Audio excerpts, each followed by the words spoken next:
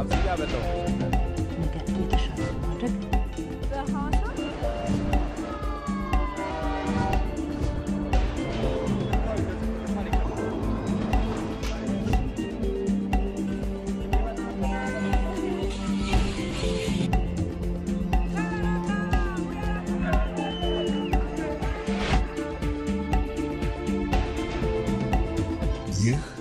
ኢትዮጵያ ቴሌቪዥን ነው።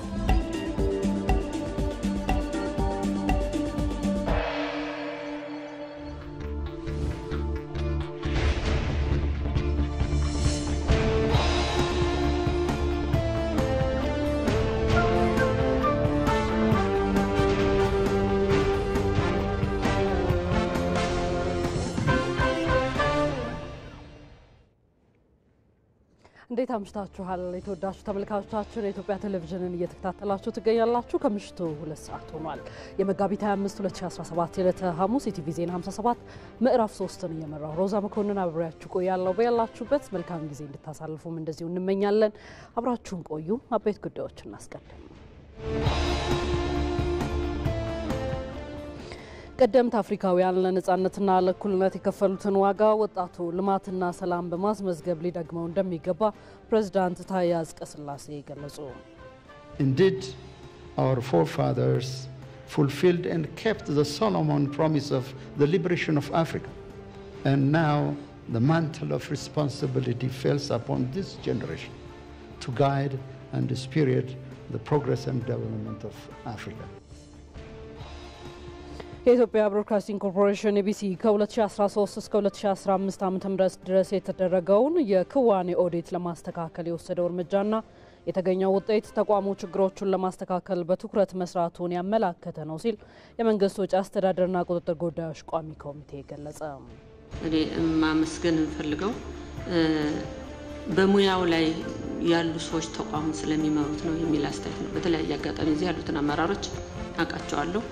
ስለዚህ አሁን ለውመጣው ለውጥም በፕሮፌሽን ውስጥ ስላሉ የራሱን አስተዋጽኦ አድርጓል ብዬ ነው አስተያየት እንሰጣው።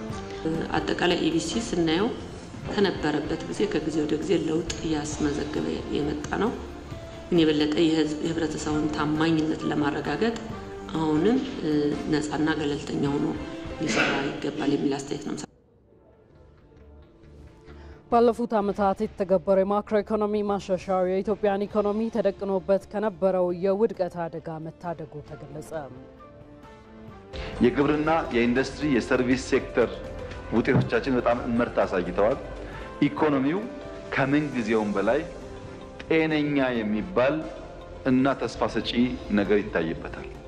ይሄን እውነት ማየት የማይችል ይሄን እውነት መገንዘብ የማይችል ኢትዮጵያዊ አለ ብዬ አላስብም። ዓለም የሚናገረው ጉዳይ ስለሆነ ከውጭ ዶናልድ ትራምፕ ወደ አሜሪካ በሚገቡ ሁሉም ምርቶች ላይ 10% ታሪፍ መጣላቸውን ተከትሎ የዓለም ሀገራት መሪዎች የንግድ ስርዓቱን ያዛባል በሚል እየተተቹ ነው።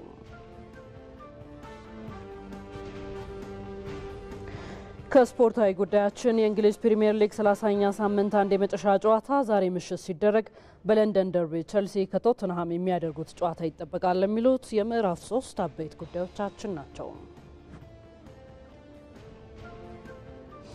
ተወዳጅ ተመልካቾቻችን አበይት ጉዳዮችን እንደተከታተላችሁት ያሉ ናቸው። በተለይ ደግሞ በማክሮ ኢኮኖሚ ማሻሻያው ላይ እንዲሁም ደግሞ በፓን አፍሪካ የወጣቶች አመራር ላይ የተደረጉ ጉባኤ የዛሬው የኢቲቪ ዜና 57 ዋነኛ አጀንዳ አድርገን የምንመለከተው ጉዳያችን ናቸው። በዚህ ጉዳዮችን ላይ ታዲያ ተጨማሪ ማብራሪያ እንዲያደርሱን እንዲሁ በቀጥታ መስመራችን ላይ ያሉ እንግዶችን ጋብዘናል። እንግዶቻችንን እናስተዋውቃችሁ። የሴቶችና ማህበራዊ ጉዳይ ሚኒስትር ዶክተር ኤርጎጌ ተስፋዬ በቀጥታ መስመራችን ላይ ይገኛሉ። የፓን አፍሪካ ወጣቶች አመራር ጉባኤ በዛሬው ዕለት መካሄድ ጀምሯል በአድዋ መታሰቢያ ሙዚየም። ያንን በተመለከተ ተጨማሪ የሆኑ ሀሳቦችን የሚያጋሩን ይሆናል። እንዲሁም በሁለተኛ በዋነኛ አጀንዳነት የያዝነው የማክሮ ኢኮኖሚ ማሻሻያው እስካሁን ያለበትን ሂደት 7 ዓመታቱን ጉዞ በተመለከተ የምጣኔ ሀብት ምሁሩ ዶክተር ቆስጠንጢኖስ በርሄ በቀጥታ መስመራችን ላይ እንደዚሁ አሉ። እነዚህ እንግዶቻችንን ወደ ኋላ ላይ አግኝተናቸው ተጨማሪ የሆኑ ማብራሪያዎች የሚያደርሱን ይሆናሉ። የተወዳጁ ተመልካቾቻችን አብራችሁን ቆዩ። አጫጭር ጉዳዮችን አስቀድማለሁ። በኦሮሚያ ክልል በማህበራዊ ልማት በፖለቲካ በኢኮኖሚና በኢንቨስትመንት ዘርፎች የተከናወኑ ያሉ ስራዎች ተስፋ ሰጪ መሆናቸውን የመንግስት ኮሚኒኬሽን አገልግሎት ሚኒስትር ዶክተር ለገሰ ቱሉ ገለጹ። በኦሮሚያ ክልል የለውጥ ዓመታት ጉዞና የተገኙ ውጤቶችን የሚያሳይ አውደ ርዕይ በኦሮሞ ባህል ማዕከል ተከፍቷል። በአውደ ርዕዩ መክፈቻ ላይ የተገኙት ሚኒስትሩ ዶክተር ለገሰ ቱሉ በኦሮሚያ ክልል የተከናወኑ ያሉ የልማት ስራዎች የብልጽግና ጉዞን ለማሳካት ተስፋ የሚሰጡ ናቸው ብለዋል። በክልሉ በማህበራዊ ልማት በፖለቲካ በኢኮኖሚና በኢንቨስትመንት ዘርፎች የተከናወኑ ያሉ ስራዎች አበረታች መሆናቸውንም ተናግረዋል። በተለይም በትምህርት ልማት ረገድ የቅድመ መደበኛ ትምህርት ላይ በማተኮር ትምህርት ቤቶችን በሁሉም ደረጃዎች ለማስፋፋት እየተሰሩ ያሉ ስራዎች እንዲሁም በጤና ዘርፍ የተከናወኑት ተግባራት አበረታች መሆናቸውን ገልጸዋል። የጨፌ ኦሮሚያ አፈ ጉባኤ ሳድ አብዱራህማን በበኩላቸው ባለፉት የለውጥ ዓመታት የክልሉን ሕዝብ በሁለንተናዊ መልኩ መለወጥ የሚያስችሉ ስራዎች ተከናውነዋል ብለዋል። በለውጡ ዓመታት በክልሉ በማህበራዊ በኢኮኖሚያዊና የፖለቲካ ባህልን በመለወጥ ሂደት ውጤታማ ስራዎች መከናወናቸውን ገልጸው በዚህም ህዝቡ ከፍተኛ አስተዋጽኦ እንደነበረው አመልክተዋል። የክልሉ መንግስትም የተለወጡ እቅዶችን በማቀድ ሁሉን አቀፍ ውጤቶች የተመዘገቡ መሆኑን ገልጸው በእነዚህ ዓመታት የተሰሩ ስራዎች ብልጽግናን እውን ለማድረግ የሚያግዙ ናቸው ብለዋል። የኦሮሚያ ኮሚኒኬሽን ቢሮ ኃላፊ አቶ ኃይሉ አዱኛ በበኩላቸው የክልሉ መንግስት ባለፉት የለውጥ ዓመታት ለህዝቡ ጥያቄ ምላሽ የሰጡ የልማት ስራዎችን አከናውነዋል ብለዋል። አውደ ርዕዩ ከዛሬ ጀምሮ ለ3 ተከታታይ ቀናት የሚቆይ መሆኑም በዘገባችን ተመላክቷል።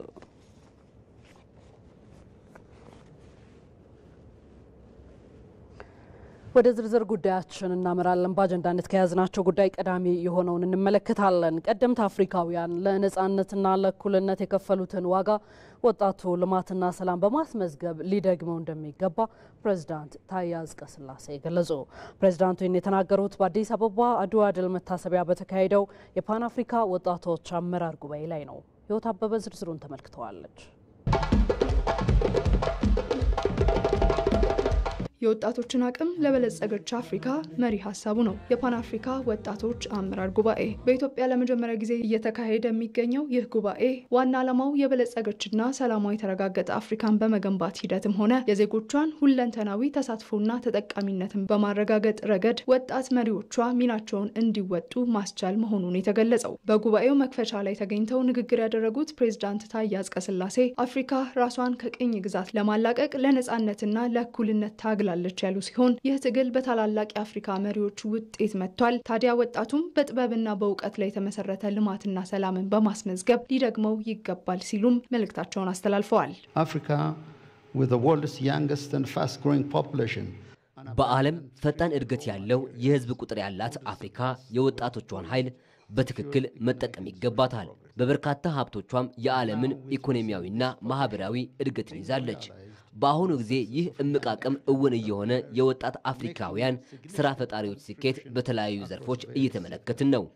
ወጣት አመራሮች ተለዋዋጭ ለሆነው የዓለም ጂኦፖለቲካ የሚመጥን ሐሳብ ማፍለቅና ውሳኔ መስጠት አለባቸው።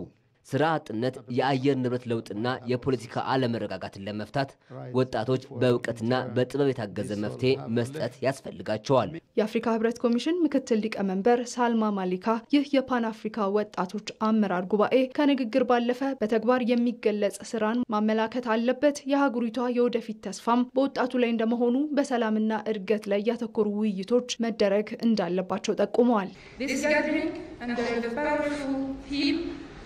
ይህ መሰባሰብ በወጣቶች ኃይል የበለጸገች አፍሪካን እውን ለማድረግ ነው። የመሪዎች ጉባኤው ለሁለቱም ደፋር ሀሳቦች የተግባር መድረክም ነው። የአህጉራችንን የወደፊት እጣ ፈንታ ለመገመት በ2030 በአፍሪካ የሚገኙ ወጣቶች ቁጥርም ከ1.5 ቢሊዮን በላይ እንደሚሆን መረጃዎች ይጠቁማሉ። በዚህም አህጉሪቷ በጣም ጠቃሚ ነው የምትሆነው። ነገር ግን ጥያቄው የአፍሪካ ወጣቶችን እምቅ አቅም ለመጠቀም በቂ ጥረት እያደረግን ነው ወይ የሚለው ነው። ይህም የአፍሪካ መሪዎች ተጨማሪ ስራዎችን አጠናክረው መስራት እንዳለባቸው ያመላክታል። የፓን አፍሪካ ወጣቶች ህብረት ፕሬዝዳንት ሞሞኒ ዲያላ ወጣቶች የሚረከቧት አፍሪካ የተሻለ ተስፋ እንዲኖራት የሀገሪቷ መሪዎች በትኩረት መስራት እንዳለባቸው አመላክተዋል።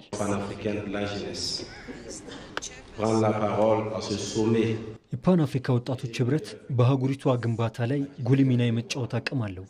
ምክንያቱም የሀገሪቷ ወደፊት ተስፋ በወጣቱ እጅ ላይ በመሆኑ ነው። የሀገራችን ልማቷን የሚከለክሉ እጅግ በጣም ብዙ ችግሮች ተጋርጠውባታል። ይህን በህብረት በመሆን መቀየር ይቻላል። እጣ ፈንታችን በእጃችን ነው። በዚህም ለወደፊት ልናያት የምንፈልጋትን አፍሪካ መገንባት እንችላለን። ዛሬን ጨምሮ ለ3 ቀናት የሚካሄደው ጉባኤው የፓን አፍሪካኒዝም እሳቤን ለወጣቱ ለማስረጽ ብሎም የአፍሪካ ወጣቶች ቻርተር ላይ የተደነገጉ መብቶችና ግዴታዎችን ለማስገንዘብ ይረዳል ተብሏል። እዚህ ርዕሰ ጉዳይ ላይ ነው የምንቆየው። ተወዳጅ ተመልካቾቻችን ቀደም ሲል ያስተዋወቅናችሁ በቀጥታ መስመራችን ላይ እንግዳ ይዘናል። ከዚሁ ከፓን አፍሪካ ወጣቶች ጉባኤ አመራር ጋር በተገናኘ ተጨማሪ መረጃዎችን እያደረስናችሁ እንቆያለን። እንግዳችን የሴቶችና ማህበራዊ ጉዳይ ሚኒስትር ዶክተር ኤርጎጌ ተስፋዬ ናቸው። ከሳቸው ጋር እንቆያለን። እጅግ አድርጌ አመሰግናለሁኝ በኢትዮጵያ ብሮድካስቲንግ ኮርፖሬሽን ስም እንግዲህ ስለተባበሩ ለቃለ መጠይቁ። ዶክተር ቀደም ሲል እንዳልነው የፓን አፍሪካ ወጣቶች አመራር ጉባኤ በአድዋ መታሰቢያ ሙዚየም እየተካሄደ ነው የሚገኘውና የትልቅ ጉባኤ የአፍሪካ ወጣቶችን በአመራር ደረጃ በማሳደግ ረገድ አመራር የሆኑ ወጣቶችን በመፍጠር ረገድ ምን አይነት አስተዋጽኦ ይኖረዋል? እኔም በጣም አመሰግናለሁ። እንግዲህ በዛሬው ዕለት በይፋ በክቡር ፕሬዚደንት ታዬ አጽቀሥላሴ የተከፈተው የፓን አፍሪካን የወጣቶች አመራር ጉባኤ ዋነኛው ዓላማው እንግዲህ የአፍሪካ ወጣቶች በጋራ ተገናኝተው ሀሳባቸውን የሚለዋወጡበት ከሀሳብም ደግሞ ባሻገር በተግባር እንቅስቃሴ የሚያደርጉበትን ፕላትፎርም ለመፍጠር ያለመ ነው።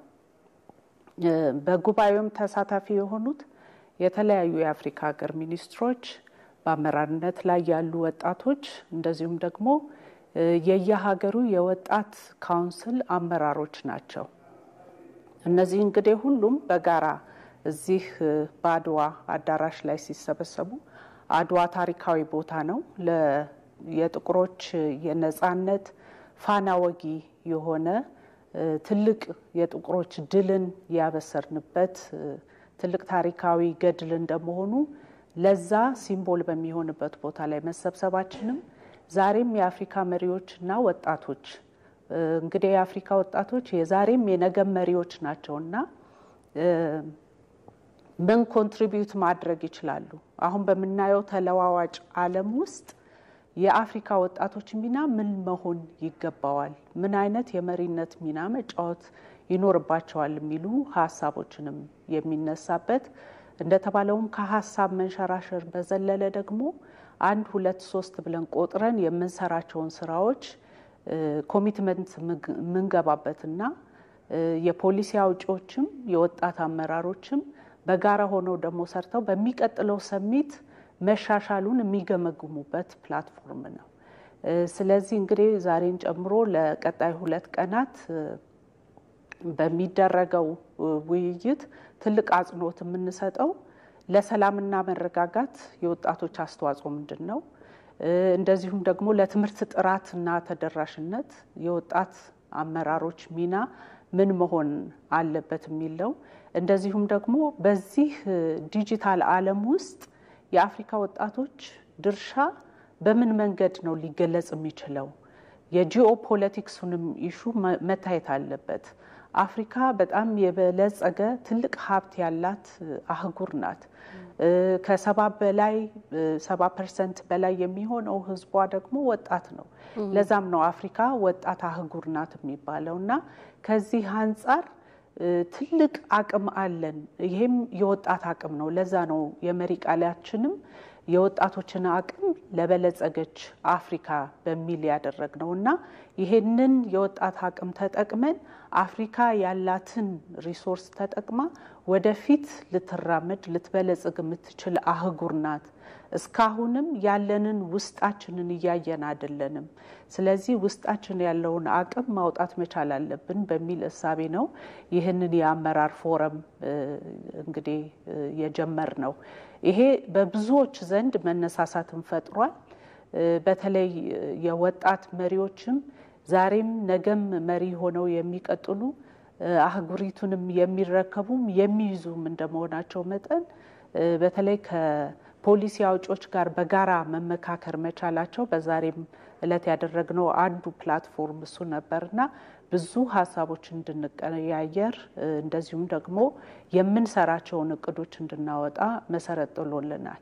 ስለዚህ አሁንም ኤክስፔክት የምናደርገው ወጣቶች የመሪነት ሚናቸውን እንዲጫወቱ የሚያስችል ትልቅ መሰረት ጥለን እናልፋለን የሚል ነው።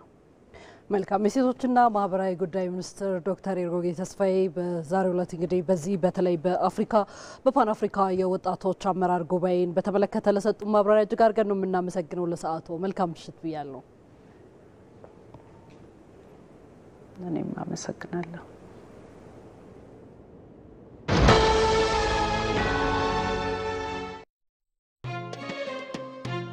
ኢማን አላብሱን ስለሄደው ወር ቀልባችን ታርቀን በእምነት እንድንበረታ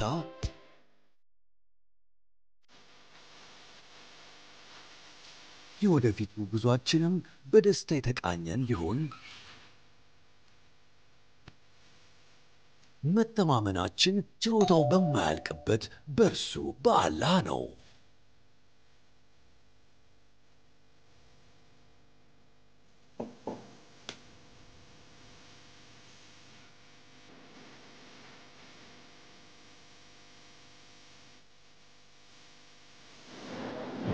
እንኳን ለ1446ኛው የኢድ አልፈጥር በዓል በሰላም አደረሳችሁ።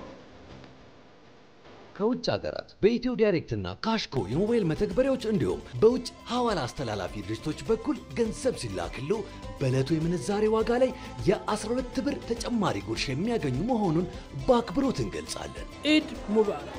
ሲቢ ኑር የተሟላ ከወለድ ነፃ የባንክ አገልግሎት። የኢትዮጵያ ንግድ ባንክ ሁሌም የሚተማመኑበት ባንክ። ኢቢሲ የኢቲቪ ዜና 57ን እየተከታተላችሁ ትገኛላችሁ። የተወዳጁ ተመልካቾቻችን አሁንም ወደ እናንተ ዘገባዎቻችንን ማድረሳችንን እንቀጥለናል። የኢትዮጵያ ብሮድካስቲንግ ኮርፖሬሽን ላይ ትኩረት ያደረጉ ዘገባዎችን የምንመራ ይሆናል።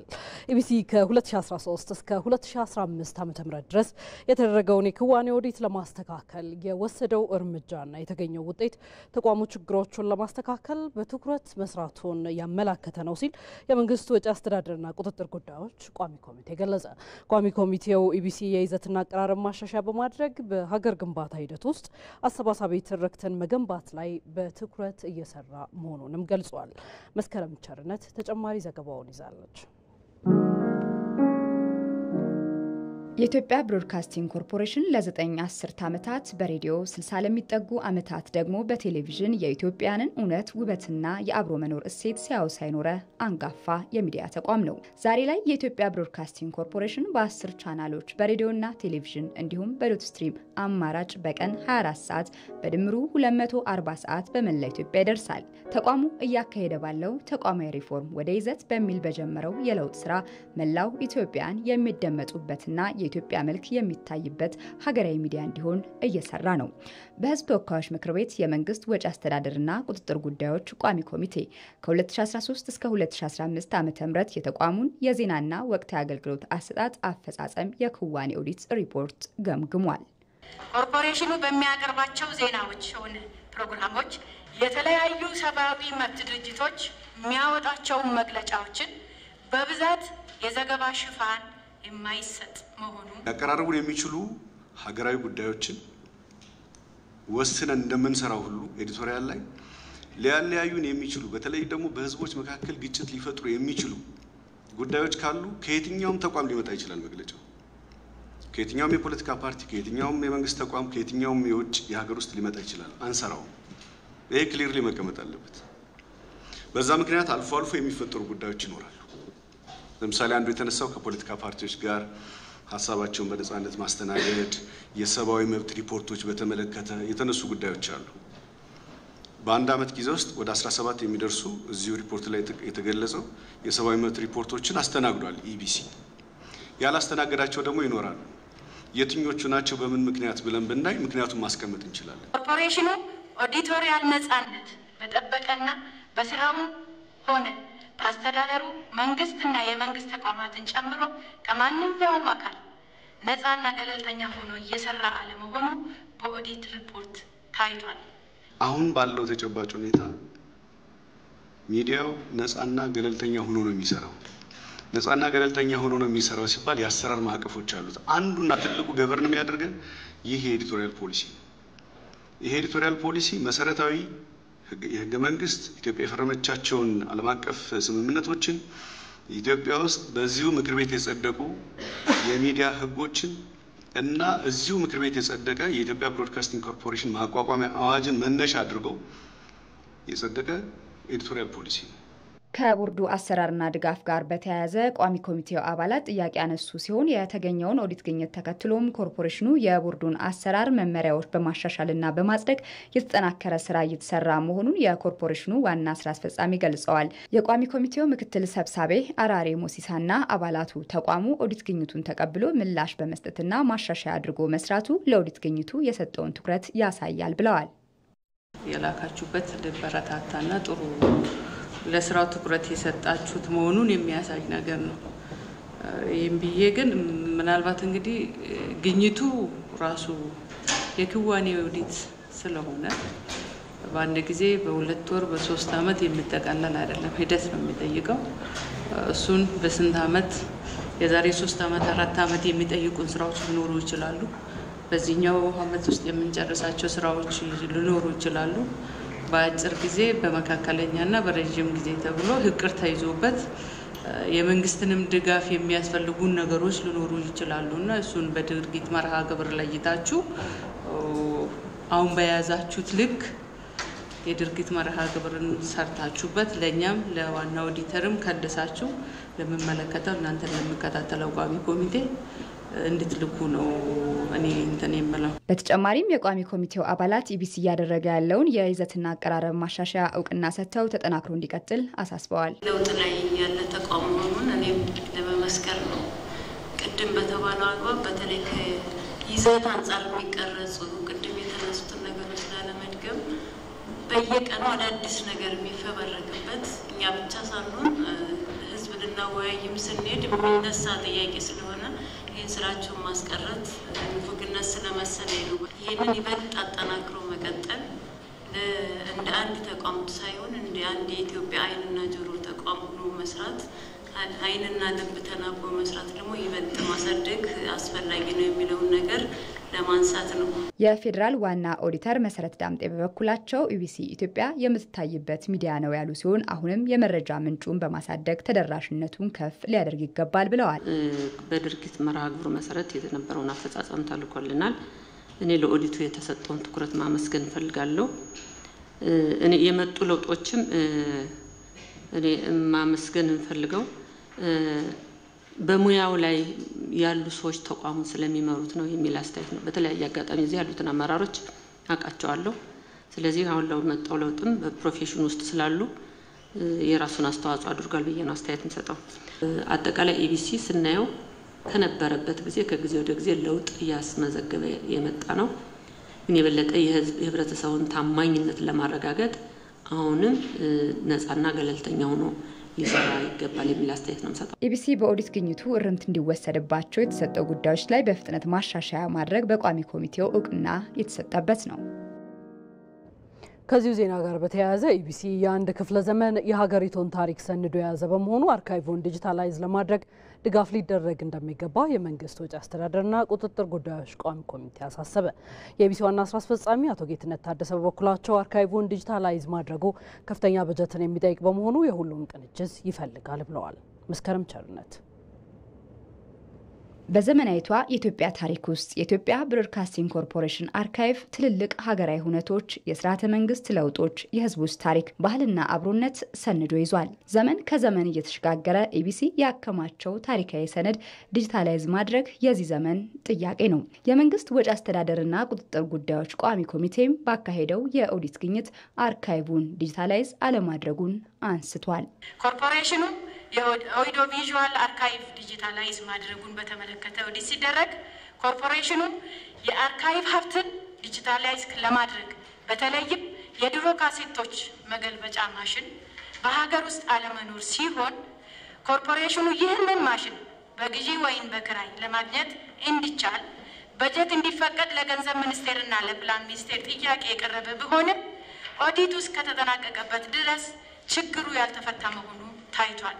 የአርካይቭ ዲጂታይዜሽን ማለት የኢትዮጵያ ከግማሽ ክፍለ ዘመን በላይ ወይም የኦዲዮን ከጨመርነው የአንድ ክፍለ ዘመን የኢትዮጵያ ታሪክ የተከማቸበት ማለት ነው የኢትዮጵያ የኢቢሲ አርካይቭ ማለት።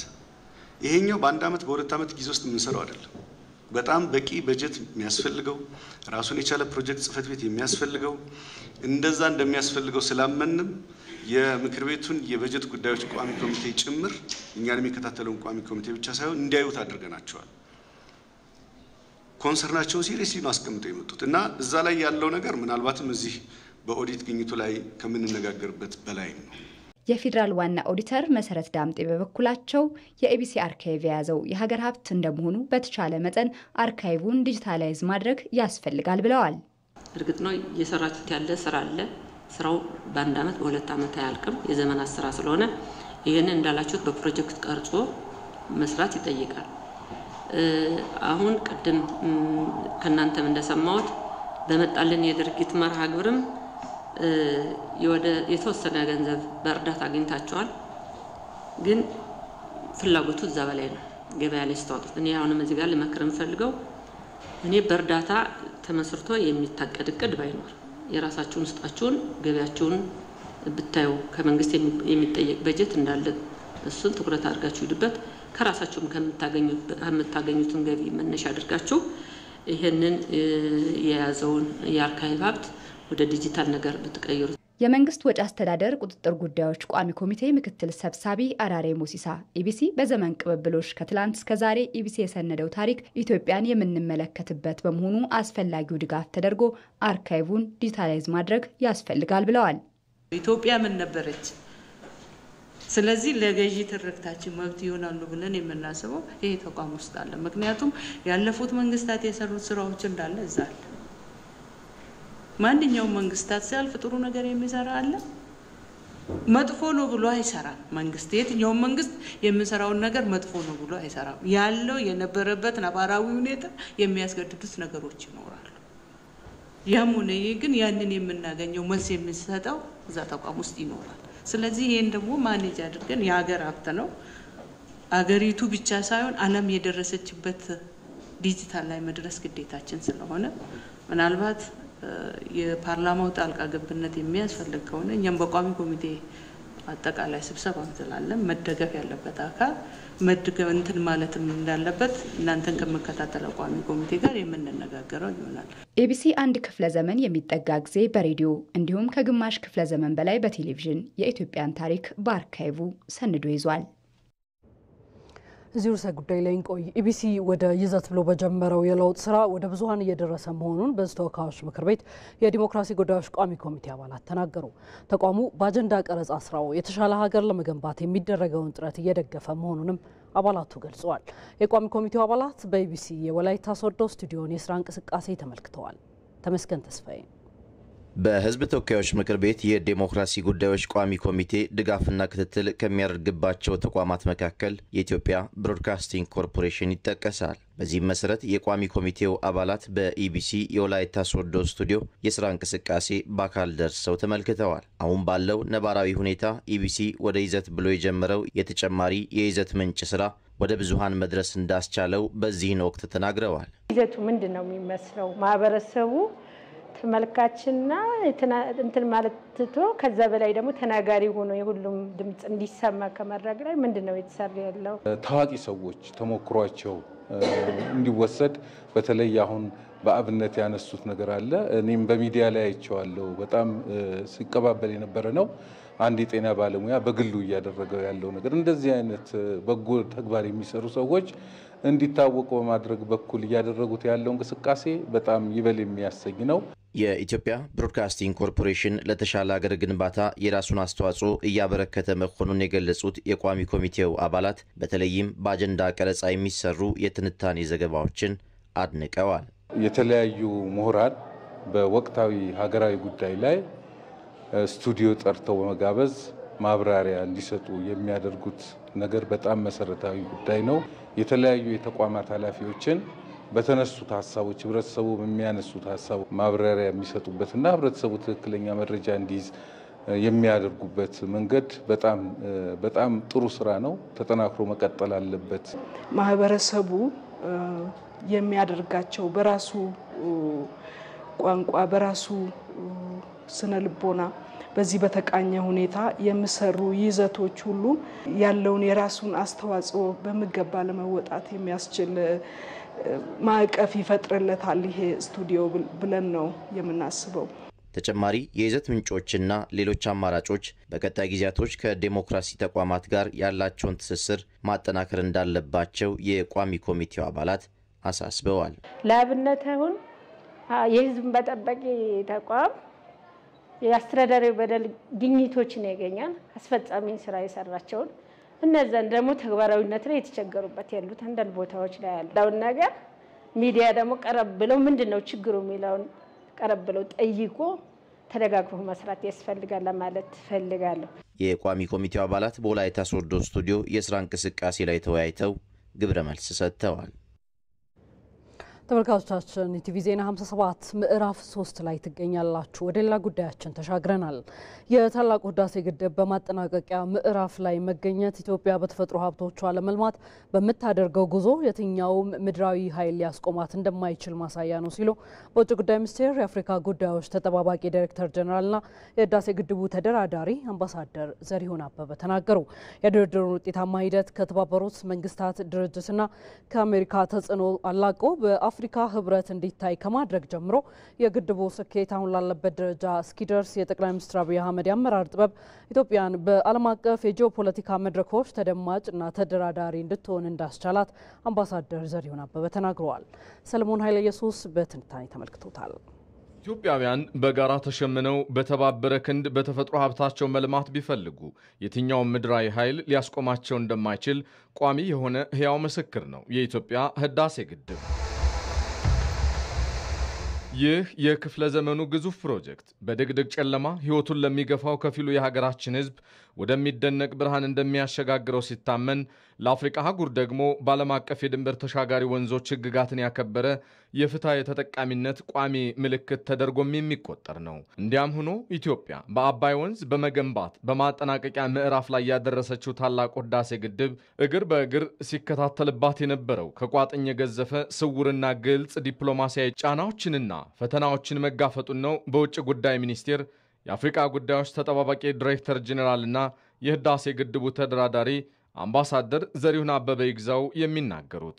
ሱዳን በመጀመሪያ አካባቢ ግድቡ ሊጎዳኝ ይችላል ከሚል ይበልጥ መረጃ የማግኘት መሻት ፍላጎት የመነጨ ነው።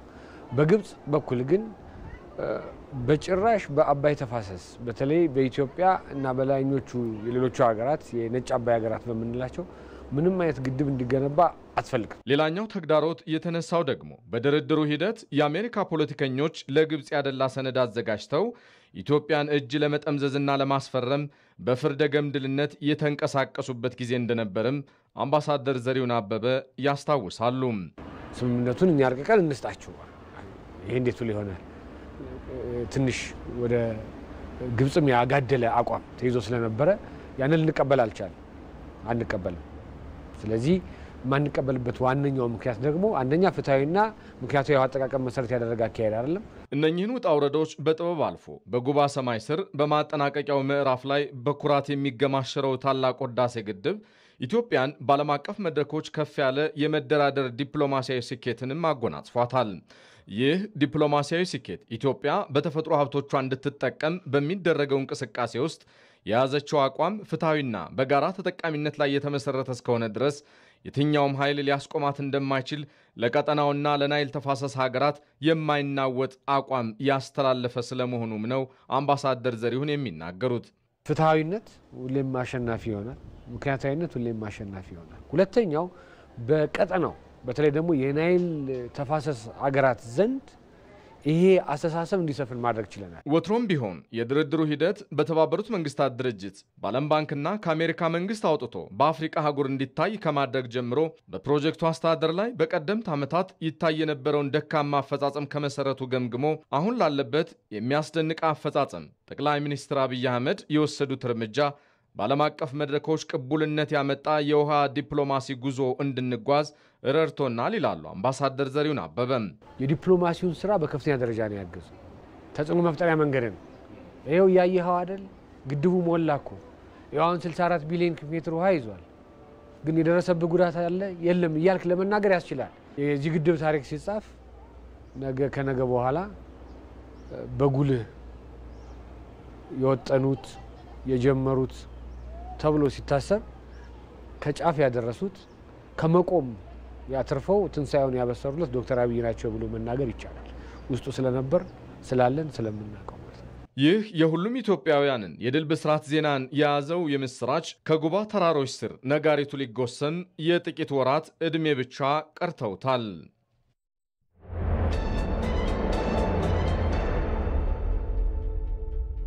ወደ አጀንዳ ጉዳያችን ተሻግረናል። የማክሮ ኢኮኖሚ ማሻሻያው ላይ ትኩረታችንን እናደርጋለን። የማክሮ ኢኮኖሚ ማሻሻያው የኢትዮጵያን ኢኮኖሚ ተደቅኖበት ከነበረው የውድቀት አደጋ እንደታደገው ይገለጻል። ባለፉት ዓመታት በሀገር በቀል የኢኮኖሚ ማሻሻያ ሀገሪቱ ላይ ትግበራ ተደርጎ በርካታ ለውጦች መገኘቱም እንደዚሁ ይገለጻል። ማሻሻያው በየዓመቱ የማክሮ ኢኮኖሚ ማለት ነው በአማካኝ 7.2 በመቶ የኢኮኖሚ እድገት እንዲመዘገብ ማስችሏል። ታዲያ በዛሬው የአጀንዳ ጉዳያችን ባለፉት 7 ዓመታት በኢኮኖሚ መስክ የተመዘገቡ ስኬቶች በተለይ እሱ ላይ ትኩረት እናደርጋለን። ይህንን አስመልክተን ደግሞ ቀደም ሲል እንዳስተዋወቅናችሁ በቀጥታ መስመራችን ላይ እንግዳ ጋብዘናል። እንግዳችን የምጣኔ ሀብት ምሁሩ ዶክተር ቆስጠንጢኖስ በርሀ ተስፋ ናቸው። ቀጥታ መስመራችን ላይ ይገኛሉ። ከሳቸው ጋር ቆይታ አደርጋለሁ። እጅግ አድርጌ አመሰግናለሁ ዶክተር ለሰዓቱ በዚህ ሰዓት ከኛ ጋር ቆይታም ሊያደርጉ ስለወደዱ። ቀደም ሲል እንዳልኩት የኢኮኖሚ ሪፎርሙ በተለይ ከዚህ በፊት ይከሰቱ የነበሩ የኢኮኖሚ ስብራቶችን በመጠገን ረገድ ያንን በማከምና የኢኮኖሚውን በማሳደግ ረገድ እንዴት ነው የሚገለጸው? ምን አምጥቷል ማለት እንችላለን?